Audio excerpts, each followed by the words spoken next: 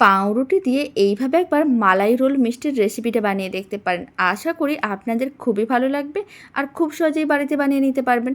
প্রথমে বেশ কয়েকটা স্লাইস পাউরুটি নিতে হবে। সাইডের লাল অংশগুলো কেটে বাদ দিয়ে পাউরুটিটাকে ঠিক এরকম করে বেলে নিতে হবে। যখনই খুব ভালো করে বেলা হয়ে যাবে তারপরে কিন্তু এইভাবে বাকিগুলোকেও বেলে নিতে হবে।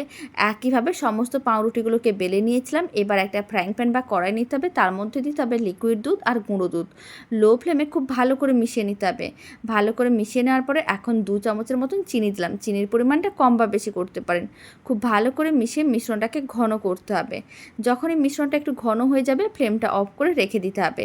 আর এদিকে একটা বাটির মধ্যে নিয়েছি কিছুটা পরিমাণ বাটার আর আমি দিয়ে দিলাম চিনির গুঁড়ো। এখন আমি বাটার ও চিনির গুঁড়োটা একসঙ্গে ভালো করে মিশিয়ে নেব। ভালো করে মিশিয়ে নেওয়ার পরে মিশ্রণটাকে 3-4 মিনিট ভালো করে ফেটিয়ে নিতে হবে যতক্ষণ না কালারটা একটু হালকা হচ্ছে। যখনই মিশ্রণের কালারটা হালকা হয়ে যাবে তারপরে কিন্তু অল্প করে মিশ্রণ নিয়ে পাউরুটির উপরে ভালো করে ছড়িয়ে দিতে হবে। ঠিক এইভাবে রোল করে নিতে হবে। বাকি সমস্তগুলো একইভাবে রোল করে নেওয়ার পরে যে মালাইটা রেডি করে নিয়েছিলাম সেই মালাইটা এইভাবে ছড়িয়ে দিতে হবে আর ওপরে অল্প করে একটু পেস্তার গুঁড়ো দিয়ে দিতে হবে। এতে পাউরুটির মালাই রোল দেখতে অনেক বেশি ভালো লাগবে।